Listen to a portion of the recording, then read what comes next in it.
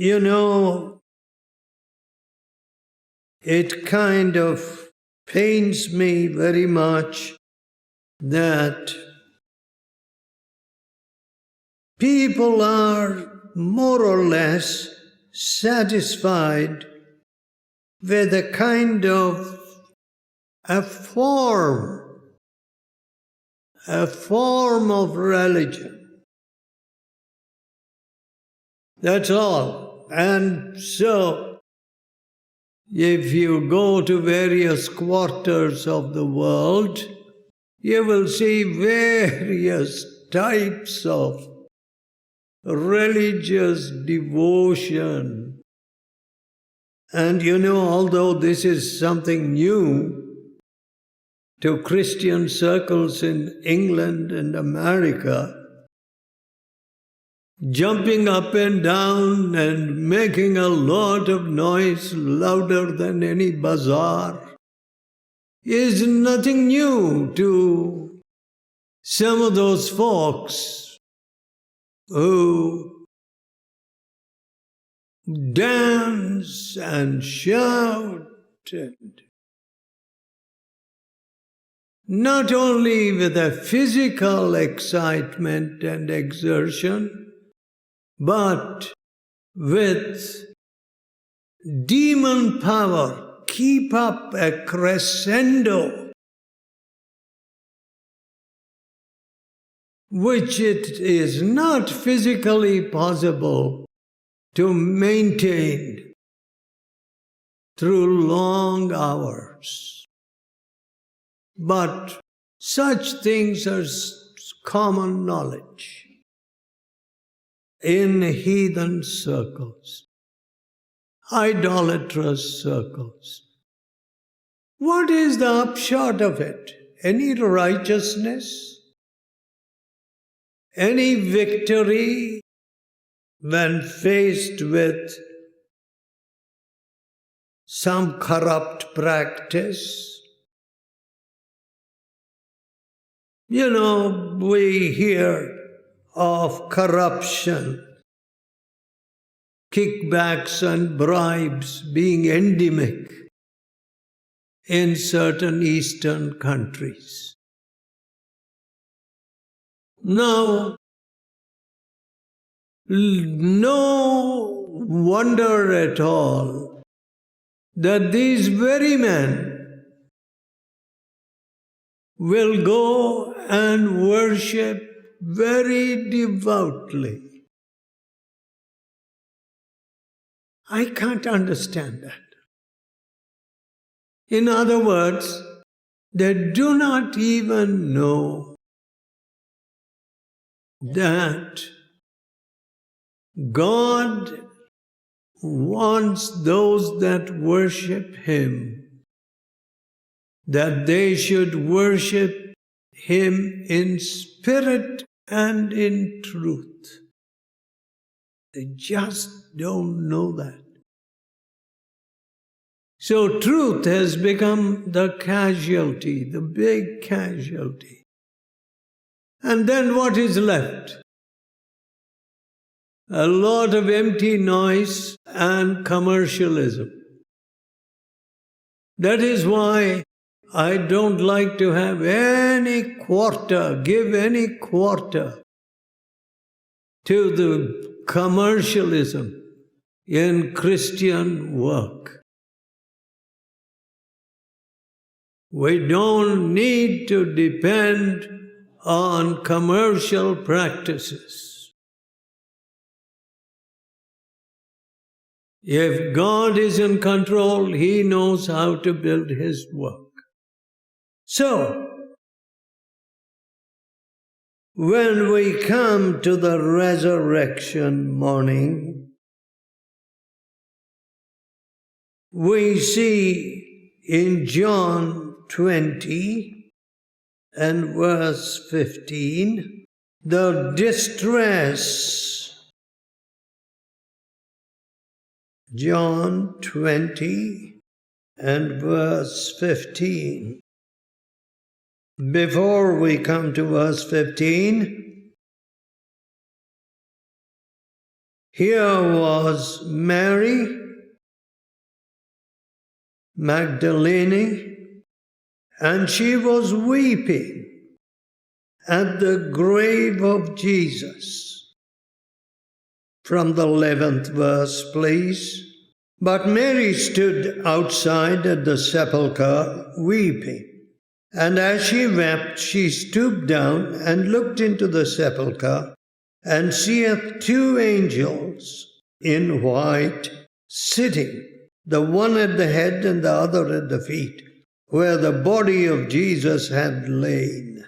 And they say unto her, Woman, why weepest thou? She saith unto them, Because they have taken away my Lord, and I know not where they have laid him. And when she had thus said, she turned herself back, and saw Jesus standing, and knew not that it was Jesus.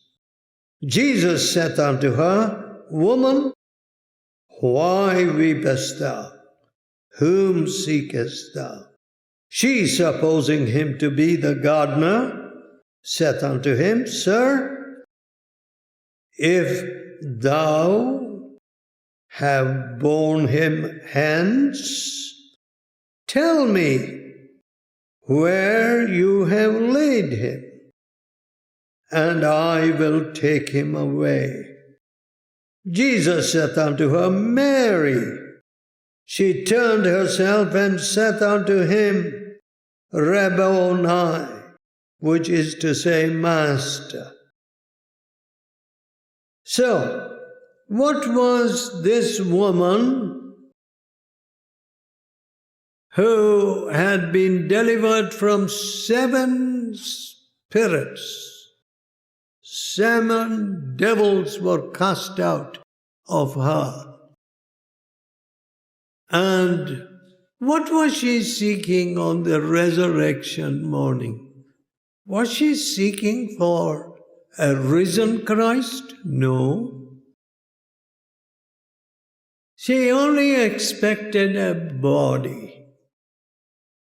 And if she could get hold of that body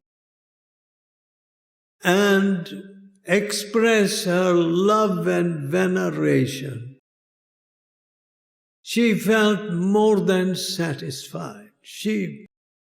But that was denied her, as you know. That was her expectation, rather. That's all her expectation, the body. Now, very often religious people also are just like that. They just want the body. They want the outward appearance. They want the nice order of service, the nice music, the organ, and a fine feeling. You know, I am doing my duty, you know. That's all they expect of religion. No living presence of God. How sad that is. How incorrect that is. How like idolatry that is. You see, that's all idolaters expect. As a matter of fact, a man who was very devout and had gone to many places of pilgrimage said to me that on one occasion in a very famous temple which had a huge idol, he said to the priest there, I want God to speak to me. They got furious. What, are you here to mock God? They beat him up and threw him out. And that poor fellow, he met the Lord Jesus. And he told me this himself. He met the Lord Jesus, a living loving, speaking Savior. You know, so our Christianity comes very close to heathenism and rank idolatry.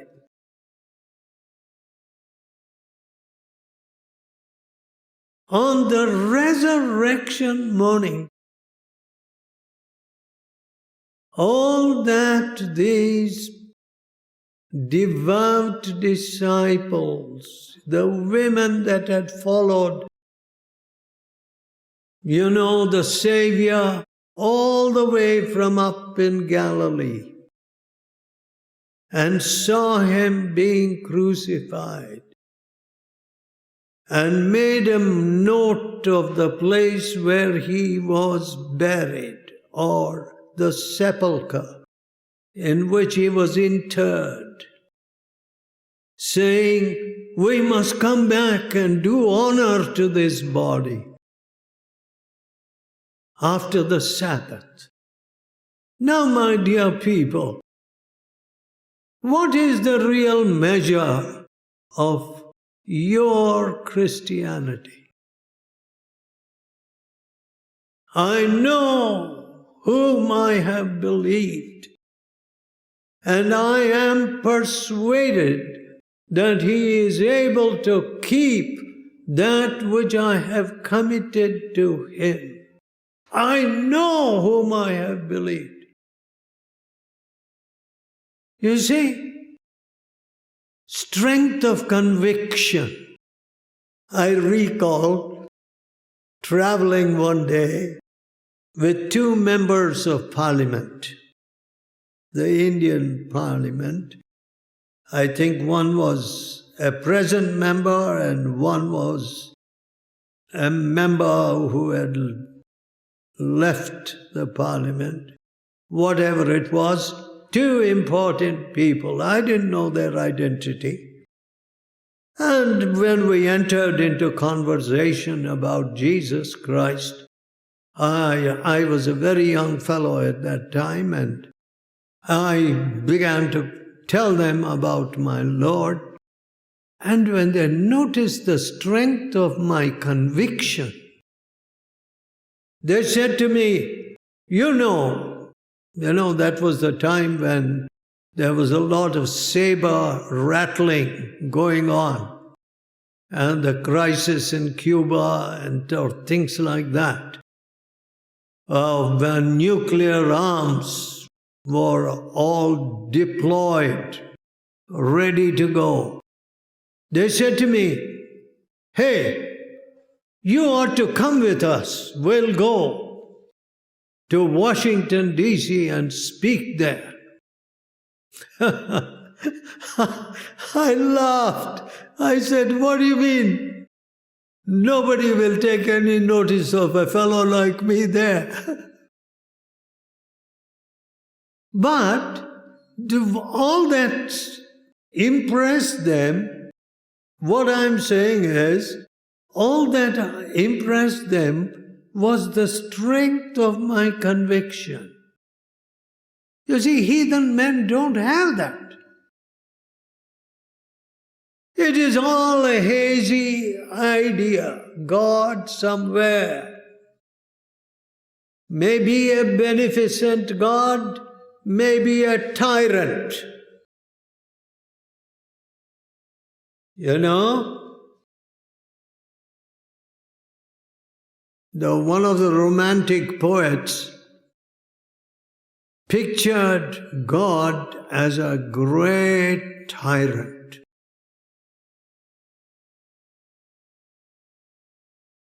And he eventually died a very pathetic death in the Mediterranean. You know, my dear friends, so instead of that, you and I can have that strong revelation of Jesus such that we are not just vague visionaries sometimes, somewhere it might happen. No. I know whom I have believed.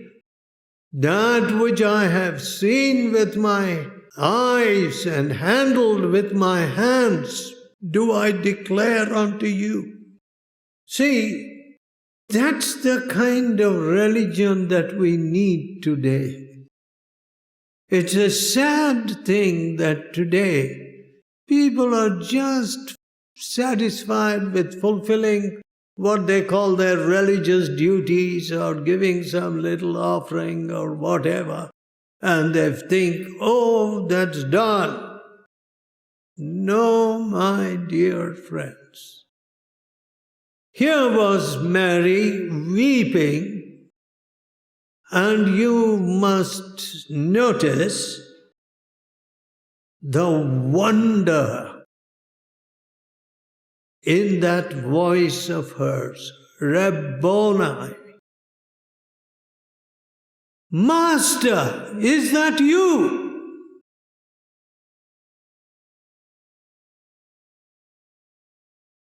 I never expected to see you again. Is that you, my master, in flesh and blood?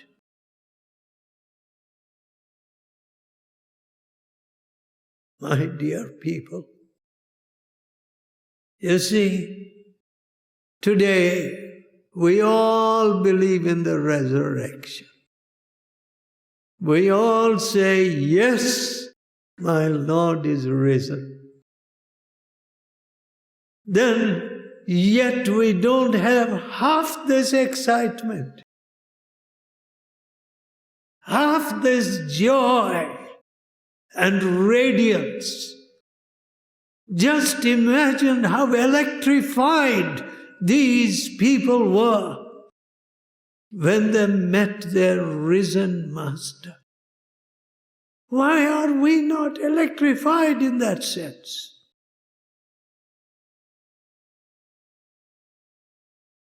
Why are we not thrust into that orbit which God has intended and planned for us? See, being out of orbit, they say there's a lot of debris today in space, and it can be very dangerous to some of these astronauts and others. The debris that is flying about in space. Now, by not being in orbit, nothing is gained. Nothing is gained. So, when we look at a situation such as we are encountering today, or rather confronting today, a situation internationally which has no easy solutions. This wave of despair, this wave of recession or recessory forces is going across the globe and is affecting so many people. And nobody knows when or how the recovery will come.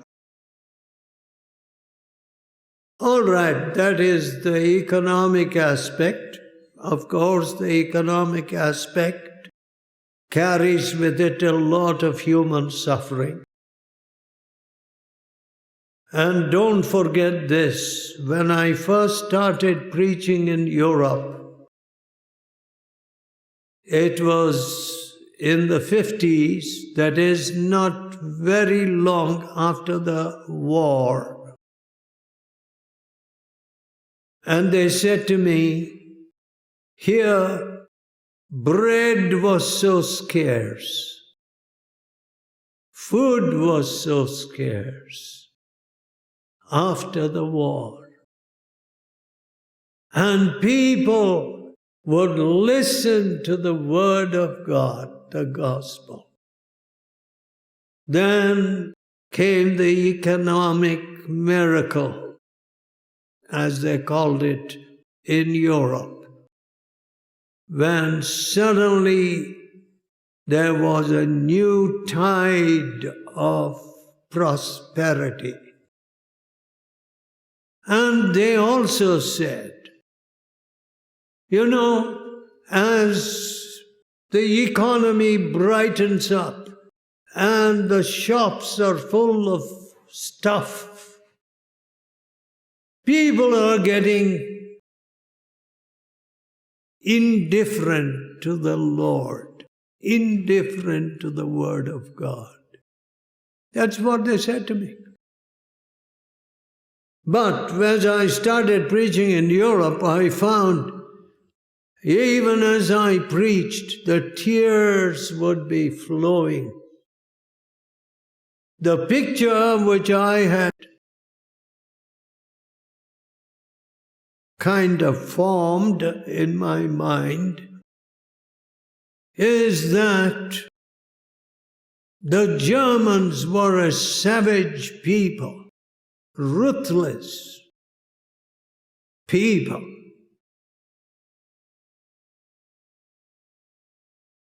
And with all the bombing and the carnage and the killing that had taken place, you can't imagine, you know, when the panzers or the powerful tanks roll across whole towns and the devastation that follows. You know, some of us who have never seen it can never understand it. However, that was the impression which, from the media and from the pictures of war, I had formed as a student. But in reality, when I really met the ordinary German people, the French, who had suffered greatly, I found them to be so tender-hearted, so ready for the gospel. Now, some of us get indoctrinated by the media, and therefore we form a completely wrong picture. Let us be very careful. You know, many people in the East have a very wrong picture of America, for instance. You see? The picture that was given to us as students was a dissolute people, a thoroughly immoral people. What was the picture? From Hollywood. Now that was a picture that many people have of America. So when we talk about the Eastern countries and so on, to just think of people in terms of what we saw or read in the newspapers is an ignorant thing to do. But as I labored amongst many of these nations, I found that the hardest of them would respond to the Word of God. It is wonderful when you present the living Christ. Everybody says, we want Him. I need Him. I must have Him. Let us pray. Let us tell God, Rabboni, Master, is it Thou? Master, my soul's desire, is it Thou? Or is it just a form? Or is it just an empty body? Or is it Thou? Let us have our risen Lord. Oh, my Father, come to us and visit all the extended families of these dear people, we pray. And wherever some of our loved ones are, we want you to touch them too, O Lord. Hear our humble prayer. In Jesus' holy name. Amen.